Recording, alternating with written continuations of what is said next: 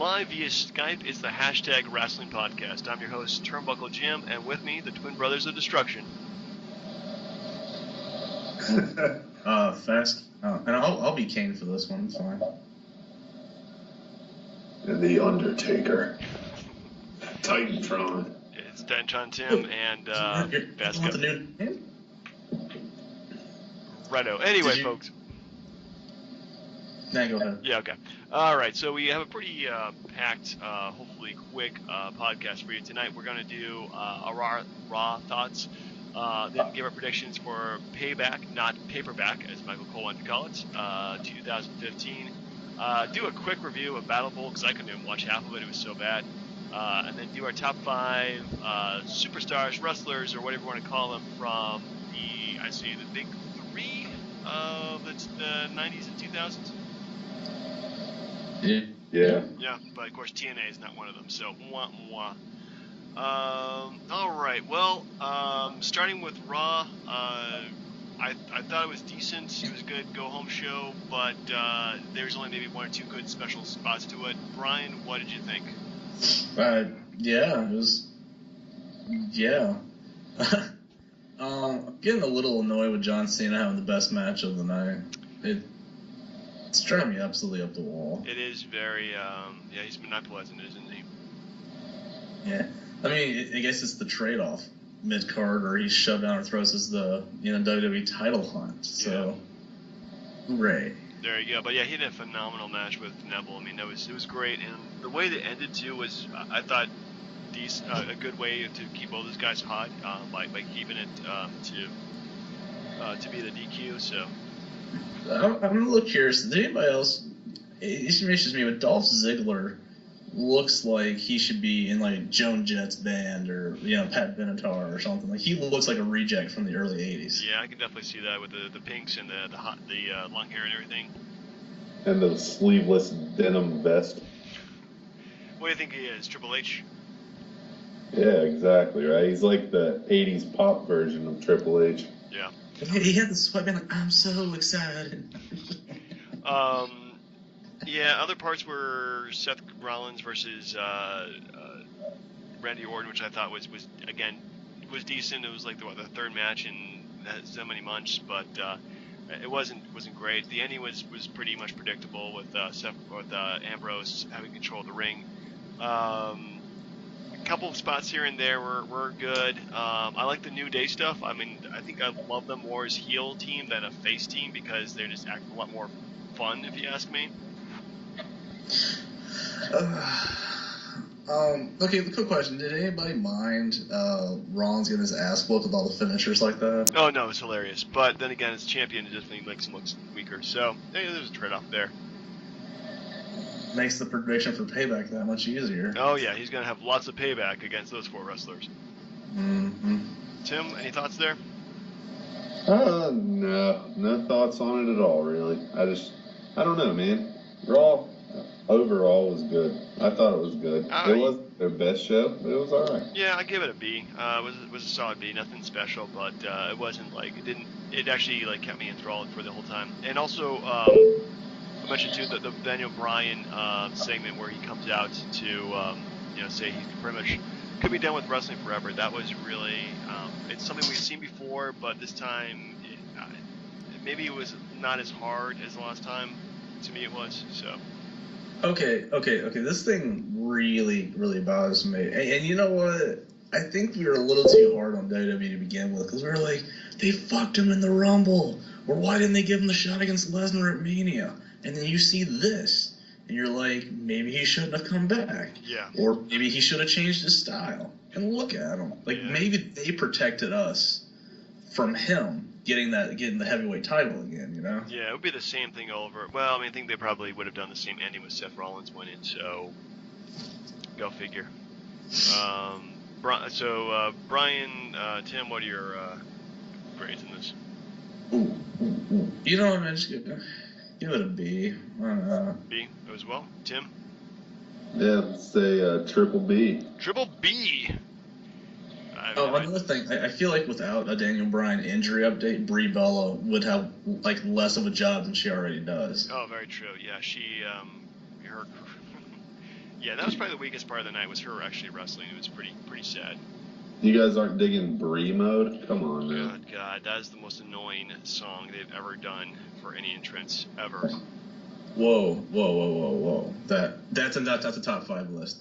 Okay. Next week, top 5 worst entrance songs of all time. Have we done that yet? No. I don't think so. All right. So that moves on to Sunday, the first of 2 pay-per-views in 1 month. Holy crap, they're really cramming it down our throats, aren't they? Right. And me and you, Brian, we're going to be watching Raw live next week too, aren't we? Yeah, that is the plan. Yeah, hopefully that plan will happen, because I'm looking forward to booing John Cena live on TV. John Cena sucks. John Cena sucks. Yeah, you guys have to sing along with that, okay? Yeah. Anyway, so let's just go through the card here, give our predictions. The loser, actually Tim's review of Crybaby, is that it? Knucklehead.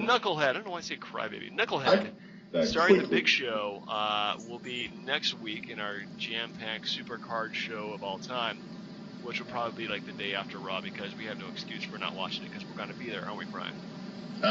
Yeah. I'm missing Payback, but I'm watching Raw. Okay, well there you go. Well, we'll definitely. I mean, you'll have some time on Tuesday to watch it, or you can watch it on your phone. Anyway, so let's go with the opening match, which is on the pre-show, which is Curtis Axel and Damian Sandow, the not so mega powers, versus the Ascension, Connor and Victor. Tim, who you got for this? I'm going with the mega powers. New mega powers. All right. My goodness. Brian, who you got? The same. Poor Ascension. Oh my God. All right, so you guys going with new mega powers? I'm gonna go with the Ascension in this one. I got a good feeling. I think that they're due a victory, so I'm gonna go with the Ascension. All right. But so there's no way you don't rip off Savage and have Axelmania. You don't put that together just to lose to Ascension. It's just no way. Could happen. You're digging yourself into a Tooth Fairy hole right now. Oh yeah, so the loser of this will be watching the Tooth Fairy, starring The Rock. I mean, it's got The Rock in it, so how bad could it be? I think you gotta watch the sequel with Larry the Cable Guy. Oh God, no, nothing Larry the Cable Guy. Well, okay, that's actually a better idea, because he did host Raw once, so he has wrestling ties. He does. He also did Jungle All the Way, which I think we'll save for Christmas. But let's see what rating on IMDb did Tooth Fairy get? A 5. So it's in the middle there. It's not a good rating at all. That's pretty bad. There is a Tooth Fairy 2 with oh my God. Ooh. What about No Holds Barred? No, I would like No Holds Barred. This is a movie that looks pretty painful to watch. So we'll stick with that. Okay. All right. So next up we have let's go with Dolph Ziggler versus Sheamus. Brian, who you got for that? Sheamus. Tim. You know, it feels like he got screwed over at the last pay-per-view because he won and things didn't go his way, although nobody wanted to see an arse kissing. But I think I'm going to go Dolph again. All right. So I'm going to go with the Sheamus on this one. I think Sheamus is definitely due a big pay-per-view victory. But I don't know where they're going to go from here. Mega heel? Maybe not. So... I mean, he's due a big pay-per-view win, but even if he wins this match, it's still doesn't count. All right. So next up, I'm assuming is probably King Barrett versus Neville. Tim, who you got for that? I want to pick him so bad, but I think I'm going to go with King Barrett. King Barrett, Brian? Now I have an issue with this. Now because Brian vacated the title. Any bets on them making this an IC title match? They probably should, or turn this into a 4-way match, or do something for the IC title, because they shouldn't hold the belt in abeyance too long. Well, I'll say if it becomes a title match, then I give it to Neville, but otherwise, King Barrett wins. So you go with King Barrett? Yes. Unless it's a title match. Okay, I'll put that special stipulation there. Hold on. I'm going to renounce my pick. I'm going to Neville. You going with Neville? Yeah, I'm going to go with Neville. I got to go against Brian. One of us has got to. Jesus Christ. All right. Well, I've got some bad news for both of you. I'm going to stick with bad news Barrett. Yeah. He's got some bad He's also dudes. due well, I mean, there'd be the rubber match between the two of them, so that is hard. I'm gonna still go with Barrett. I think if they make him King of the Ring, they can't make him lose like his first thing. So. Oh, look how much of an asshole they made him look when he had the IC title. Yeah, that's true. Then he lost due to injury too. So go figure. So next up we'll have probably the New Day versus Tyson Kidd and Cesaro. It's best 2 out of 3 match. What do you guys think? Well, go with you, Brian. What do you think? Wait, the tag team title match? Tag team title match. New Day? New Day! I mean, they suck, but yeah. That's true. But, it's like The Rock sucked and then he became awesome. Go figure. Tim? I'm going to go with Kid and Cesaro because I know you're going to go with the New Day, and then I got to be against you guys. Okay. All right. Well, I'm gonna go with New Day in this one because I think they definitely are getting some kind of push here as the heel tag team that they always should have been. So let's go with the next match. Would be the U.S. Championship: John Cena versus Rusev. Tim? I'm gonna go with Cena. He doesn't say I quit, not unless there's some sort of Mankind Rock screw job in there. That's always a possibility. Brian, what do you got? Rusev. Interesting. You're not going to bury the poor bastard 3 straight pay-per-views. True. They give him here's how I see it happening, though. So he can't get Cena to tap, right? Or say I quit. So he goes over to Lana, puts her in a fucking Cobra clutch and shit, and then he quits to save her from getting broken in half. That would be an awesome ending, and if they were smart, they would do it that way. So let's hope they do it. Ooh, Cena and Lana, a little love action. Still, I don't see the C Nation ending anytime soon, so I'm gonna go with John Cena on this one. Well, the thing is, if you put the belt back on Rusev, you free up Cena to challenge Seth Rollins, which I think is what's going to happen anyway. Well, we'll see what happens in the summer. So next up we have, of course, the championship match, Fatal 4-Way, Seth Rollins versus Roman Reigns versus Dean Ambrose versus Randy Orton. Brian, we'll start with you. Who do you think? Seth Rollins all the way. Tim? Man, I'm going to go with Orton. Gonna go with Orton. That's a crazy pick, but you know what? I'm gonna go with somebody completely left field who I more want to win than anything else. Maybe I will will him to victory in this pay-per-view, which is Dean fucking Ambrose. Throwing an F-bomb in the name there. Yeah, I went there, folks. I'm just so happy I don't have to watch these bad movies. So, Tooth Fairy is the ultimate loser's prize, which must be reviewed next. We'll be reviewing, I guess, both of them. No, not both of them, but probably the podcast after that. Anywho, moving on. Ford is taking the EcoBoost Challenge all across. Holy crap! I hate internet automatically telling me to do his ads. So Battle Bowl 1993. This is a retrospective pay-per-view because we're gonna take a break from the Attitude Era for a little while. Since we just did WrestleMania 15. Goodness, I watched about half of it. I got to about Sting and Jerry Sags versus Ron Simmons and Keith Cole. So November 20th, 1993, 10,000 people in Pensacola, Florida. And yeah, it felt like a friggin' WCW pre-Hulk Hogan pay-per-view. Brian, Tim, did you guys watch all this? Yeah, I did. Okay, well, you guys will be doing most of the reviewing then, because again, I was going to watch it tonight, but I was going to do the podcast instead, which I'm perfectly fine with. We're doing you a favor, by the way. You really are, because what I've seen, it was pretty embarrassing. The concept of the pay-per-view is pretty straightforward. Well, I guess so. It's a pretty overbooked pay-per-view, actually.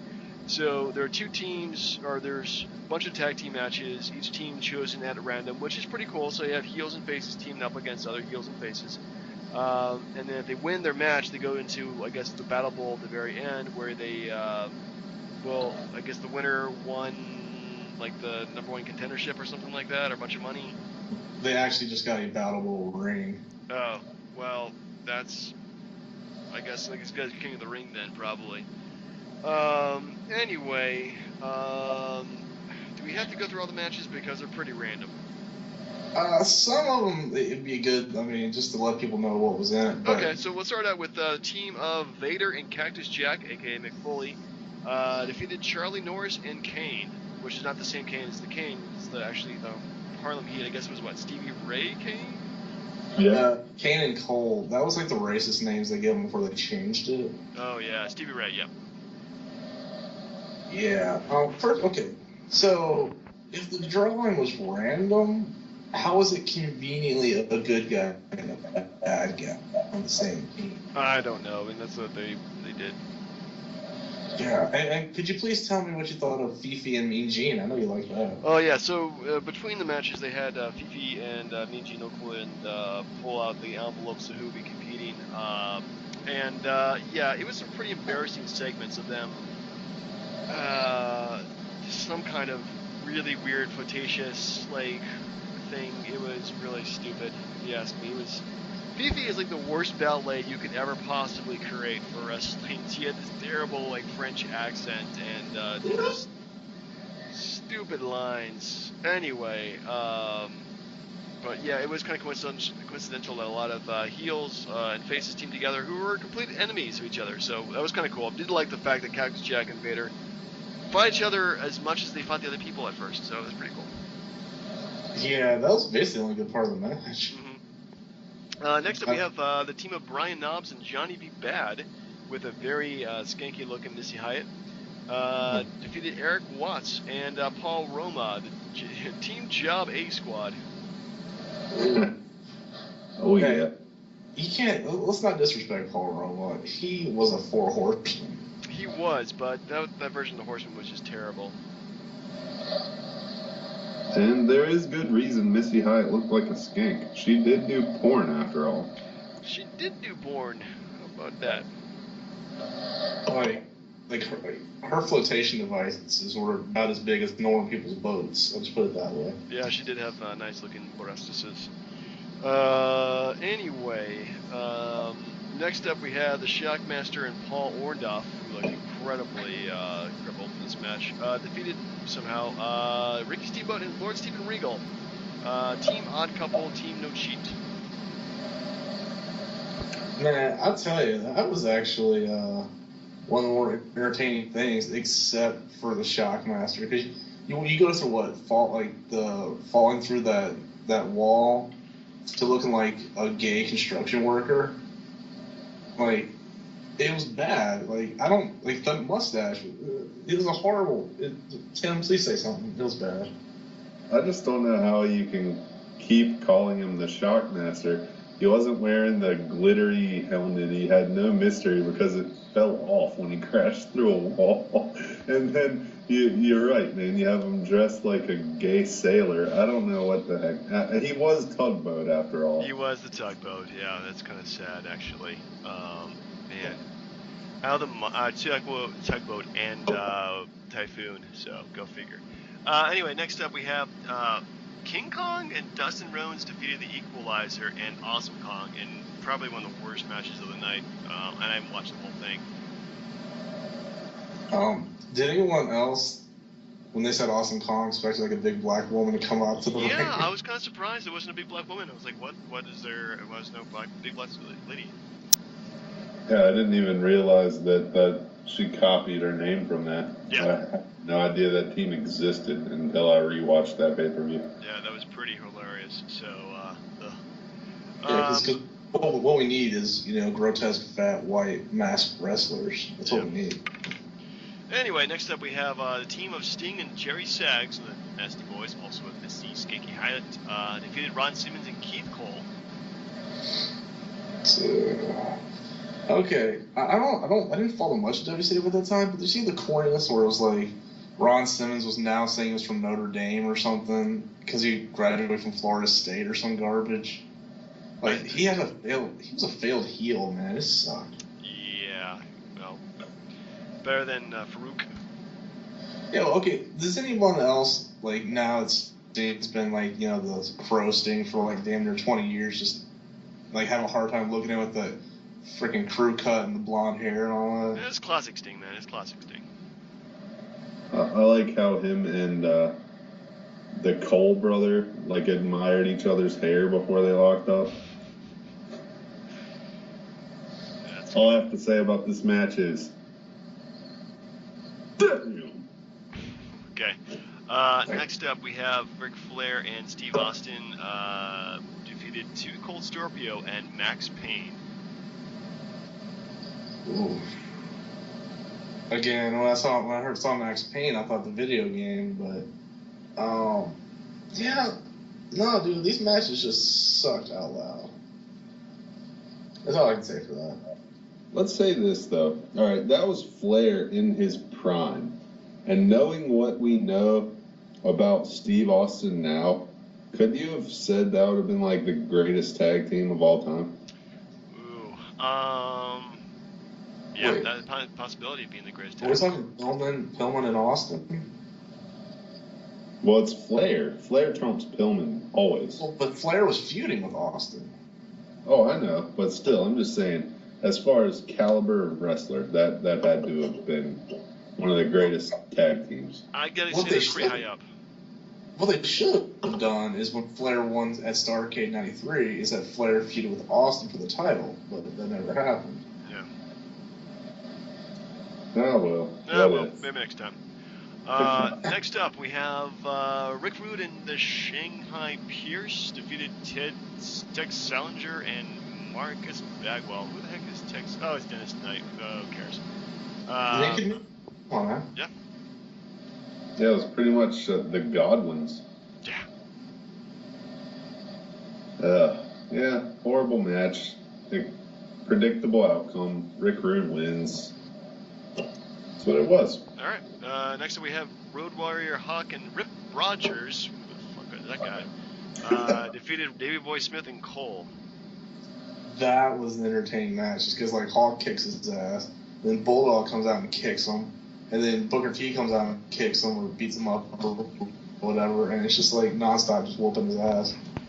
It's comedy relief. He tries to get in the ring, and then he gets knocked out, and then he gets the pinfall magically. Huh.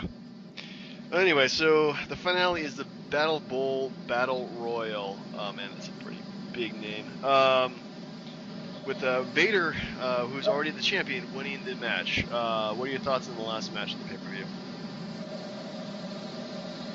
I'm going to say it was actually a good match, but it ended in predictable fashion. Just like when Sting took on Triple H in WrestleMania, the match ends with a botched attempt at a Stinger Splash. Imagine that. Brian, any thoughts on the main event? I thought it was, well, I mean, I kind of liked how it was Austin, Sting, and Vader, but, I mean, Vader needed the rub because he was going to fight Flair at Starrcade, so good for him. True. All right, well, final thoughts and final grade on the pay-per-view, guys? You know what? I'll be nice. It's so hard to look back at something 20-something years old and, you know, make it look good. I'll give it a B just because it's a very low B. Put a B. Okay.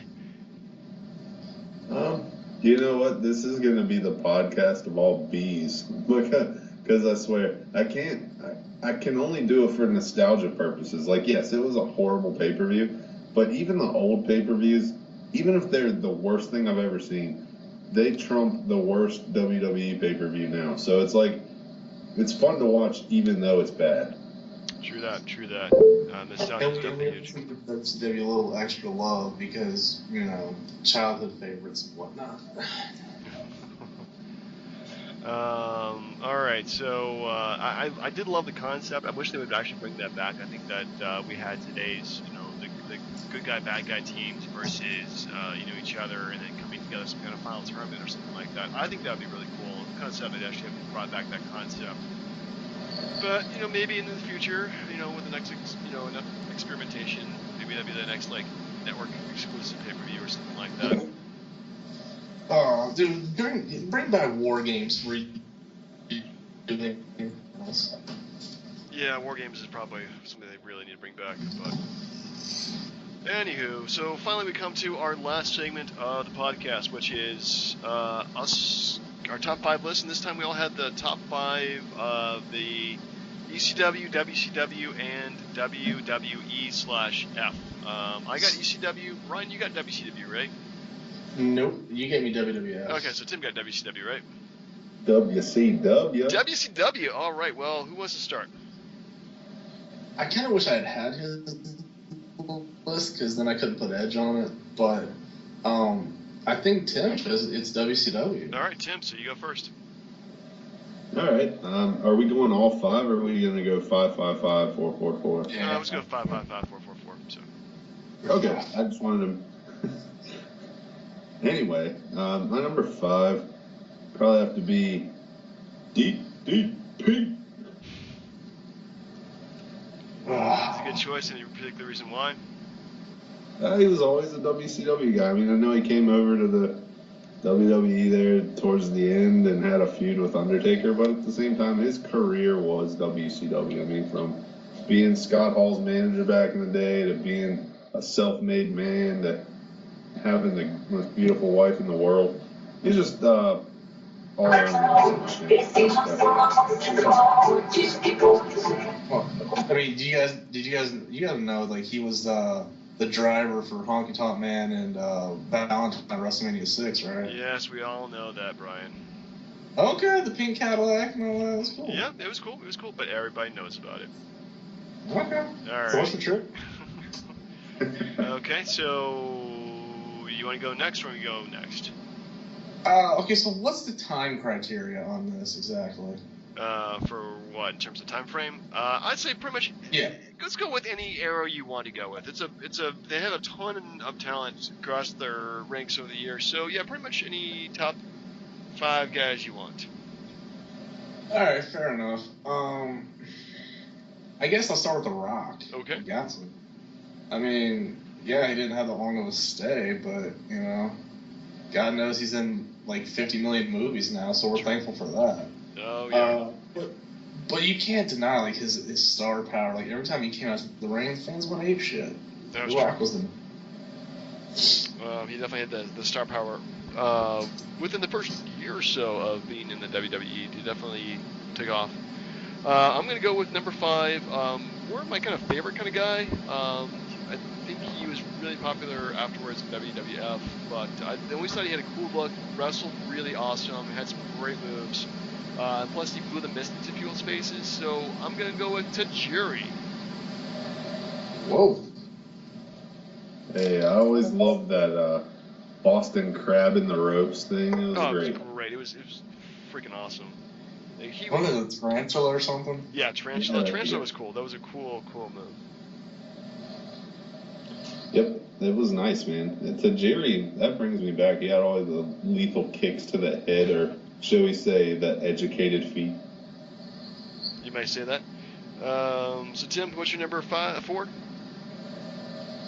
My number 4 is going to be a tag team. I know they were also in the WWE/F, but like I said, their career was all WCW. That's the Steiner brothers. Really? You know, they had a pretty good run in WCW, and I'm not a big fan of those guys as singles wrestlers, but as a tag team, they were pretty cool. Yeah, I would venture to say one of the better tag teams of all time. Ooh, that's a pretty bold accusation there. I'd put them on the top of the list, like top 2 or 3 teams that'll like whoop your ass. Yeah. You know, like literally beat the crap out of you.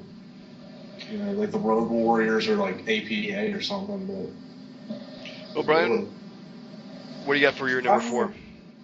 Good man, damn. Stone Cold. Shit. Stone Cold? Like, you got to like. I mean, what did Vince McMahon say that like Austin made the most money for the company in any period in the history of the company? That says a lot, more than Hogan, more than Cena, Triple H, whatever. Austin was the man, and this stuff was entertaining. Like most of the Attitude Era crap was hard to watch, but you can't not enjoy an Austin segment. No, it's true. His stuff is phenomenal. It still really holds up too, especially his matches. So, even if it was with a broken freaking neck.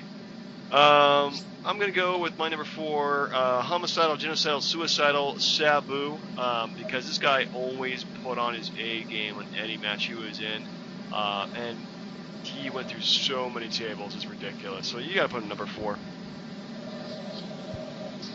I agree. It's funny. I'm sorry. I actually went back and started watching the old Nitros from the beginning. And did you know he was in WCW for a couple months or so? Yeah, he was briefly in WCW. He was in Halloween Havoc, the one we did. Remember? Oh yeah, that's right. Never mind. Okay. All right, Tim, number 3 for you. Number 3, and he's only not higher because the stint was so low, but the popularity was off the charts. One of my personal favorites, Goldberg. Oh, I thought you were gonna go like Bret Hart or something. Yeah, something like that. But of course, Bret Hart is probably the most un-WCW guy I can think of, probably. Yeah, definitely Goldberg guy. He was a product of that company, so good choice. Yeah, you can't compete with the streak. That streak will never be beaten. Oh, just give him time. Brian, what's your number 3? I'm gonna be super quick with mine. Edge. I've said many things about him. You said too much about him. Better spirit than Goldberg, and we're moving on. Wow. Okay. Well, I'm going to go with probably the heart and soul of ECW, the guy who was there pretty much almost from the beginning all the way to the bitter end, and that's literally the bitter end when WWE canceled the show and the brand. That was Tommy freaking Dreamer. It's a good choice. Thank you. Okay. Not the toughest, not the prettiest, but actually he was probably the toughest, not the prettiest, I should say. Yeah, definitely not pretty, but Tommy Dreamer was a good, solid workhorse for them, man. Oh yeah. Okay, so. If you don't talk pretty, talk about Beulah. Oh yeah. Sorry, I'm done. That's okay. So Tim, you're number 2. Oh, let me wipe the drool off here. Thanks, Brian. Let's see, number 2. I could go one of 2 ways with this, and you guys know which 2 I'm talking about, so it's going to be really easy to pick my number 1. Number 2, only because he jumped ship so many times, is going to be the Nature Boy. Woo! Ric Flair. Ooh, well, definitely a good choice. I mean, I don't have any problems with that one at all, so. You said multiple ship jumps. I thought you Jeff Jarrett. I was ping-ponging around during the Attitude Era. Good grief.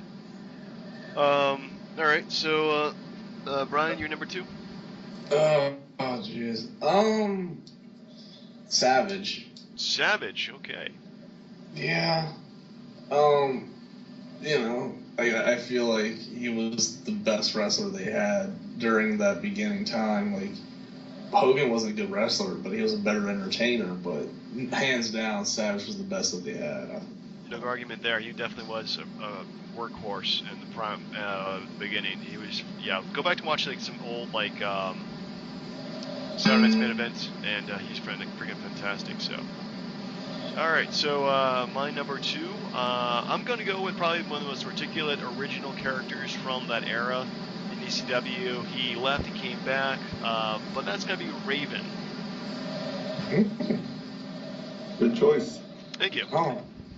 I'm pretty sure, I think I've locked your number 1 already. You probably already have, yeah. It's a pretty obvious choice at this point. So if you haven't guessed it by now, then you fail your wrestling challenge, sir. But does he have a helicopter? He maybe have a helicopter and ambulance, plus some other stuff too. Good choice, dude. Good choice. Oh. A little surprised though, but we'll wait till the end. Okay. Yeah, if that's the choice I'm thinking of too, I'm surprised one name wasn't on the list. But Big Lou. Well, I'll be honest with you, just having the top 5 is really hard because there are actually so many great performers. So I just went with the best guys I can really think of, the most, who are there probably the longest and have the biggest influence on the company. yeah, well, that's all right, man. I mean, I guess we can skip right into my number 1 because it's gonna be so predictable. You guys know who it is. Started out Surfer, then goes to the Crow, goes to the Wolfpack, which was stupid, by the way. But then Goes back to the Crow, and I'm talking about the man called Sting. I never understood his Wolfpack time because he chased the NWO down for a year, and then like 6 months later he's like, yeah, fuck it. Yeah, I'm part of the NWO, but they're not the NWO. They're the cool NWO versus the Hollywood NWO. Oh my God, it was the NWO was probably one of the coolest ideas, but they really should have had a plot with that whole thing. They just They just kept on going and going and going, making it up as they're going along. So yeah, it was terrible. Brian, you're number 1. Bret Hart. Ooh, not Hulk Hogan. Interesting. Well, just in my own opinion, like Bret Hart carried that company when it flat out sucked for a couple of years. Like before Shawn Michaels was ready, like he was the transition from Hogan pretty much to Austin because Michaels didn't have the belt for that long. But yeah, he was the man, and you can't find a match where he absolutely sucked. You just can't. No, you really can't. He's definitely probably the best wrestler they've ever had in the company. I tell you that much. So yeah, no argument there at all. I think, but interesting choice. Well, I mean, again, it's your favorite guy, not the best guy or biggest guy. So. Well, I mean, he did autograph a book of mine, but that's not the point. Besides that, yeah. I still think he was the best. Okay. There ever was. And never will be. Well, all right. Wait, you're number 1, sir? Number 1, I think it's a pretty obvious choice. Definitely Mr. Sandman. For various reasons.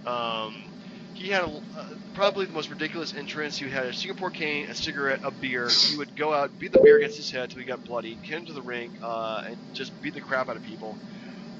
Wasn't pretty, wasn't articulate on the mic to a great extent, and also, his wrestling style was pretty much atrocious. But he is everything that ECW is. It's radical, it was rebellious, and it didn't really have to fit the mold, and that was Sandman. So it was really something you could never ever import into the WWF, no matter how hard you tried. And they did. They sure tried their best, and they didn't do so well. So no Taz or like Shane Douglas? Shane Douglas, I think, is a prick. Taz would have probably made my top 10 list easily. Guys like Taz, Stevie Richards, the Dudley Boys, Spike Dudley, definitely honorable mentions. But this is my top 5 favorite guys. So yeah, it's kind of hard to break that. I mean, they be honest with you, that company had a shitload of talent, and they could definitely, it could be a top 10 or top 20 list easily, no problems at all. I mean, so you didn't put Shane on there because you thought he was a prick, but he carried the company for a while. He was champ for a long time. He was champ, but man, I just can't stand Shane Douglas. So just one of my least favorite guys of all time. What about RVD? Damn it, I did forget about RVD. Man, well... That would have made a top 10 list. That would easily be in the top 10 list. And actually, now that you mentioned it, shit, why didn't I think of RVD? I gotta take somebody out, but who am I gonna take out? Sabu? Tajiri. I'm not gonna take out Tajiri. Tajiri is fucking awesome, man. Yeah, but RVD was Mr. Monday Night. He was Mr. Monday Night, man. RVD is so good. 23-month television champ. I mean, man, I gotta rethink my. You know what? We should probably do oh man, I feel guilty now that I left off RVD because RVD should have been this. Anyway, so next week we're gonna do, I guess, our top 5 worst interest music of all time. Sure. Okay. Yeah. Should we have sound samples ready or? I can put sound samples, but I don't know if you guys can hear them though. Is a thing. It shows up on the recording, but it doesn't actually show up on what you guys are doing. So if you want to have your own sound samples geared up, that's fine. To give an example, hopefully we won't be sued by anybody for having that. When we did this last time, did it work? Yeah, it did work because you had it up, but it wasn't the best sound quality. But then again, we'll try it out. We'll see what happens. But I'm definitely gonna, if we're going to go for our top 5 worst interest themes of all time, we can definitely do that. Any retro going on? Well, we said we wanted to go back and see what WCW and ECW were doing at the same time in '99. So let's see here. If I may, we are doing paybacks. Do you want to do payback instead of the retro? Doing a Payback instead of a retro? Nah, not really. I'd rather just give a good break from the WWF for a second. So I'd rather do that. You okay with that, Tim? All right, so I got lost in a whirlwind of conversation there. What exactly are we not doing, and what are we doing? I want to do like WCW pay-per-view around the same time frame, like Spring Stampede 1999. Oh no! God, no. Well, come on, if it's bad, it's bad, you know. But no, it was the one where DDP wins the belt for the first time. It's one where like Hogan gets his knee torn up or something. I can't remember. I didn't watch it. Atrocious '99 WCW. You got like Uncensored where Flair fights Hogan in the cage. Ooh. Or was it Great American Bash, like the worst WCW pay-per-view of all time? That could have been it when, yeah. But anyway, so... Savage and Nash and the limousine and yeah. Wait. Let's choose. Well, okay. Let's just choose a pay-per-view. We're on the same time frame. I'd rather do it Spring Stampede. What would you rather do, Brian? I like Uncensored again because Hogan and Flair in the cage. Okay. Well, we can do that one. I'm not actually gonna fight you there. there. I'm believe the Tim. Tim's the tiebreaker. Tim, what do you want to do? So, just for the record, are we doing Payback? Because Payback is Sunday, right? Oh, you know, we are doing Payback. You know what? We'll skip. We'll do that for the week after this. So we'll just do Payback this Sunday, okay? Thanks, Michael Cole. Sorry, but so let's settle this now, though. Tim, all right. Did you want to pick? Which one I like better? But which one would you rather do? Uncensored or Spring Stampede? I think Spring Stampede was like Flair, DDP, Sting, and Hogan in like a fatal 4-way or something. Yeah, that was the main event. Yeah.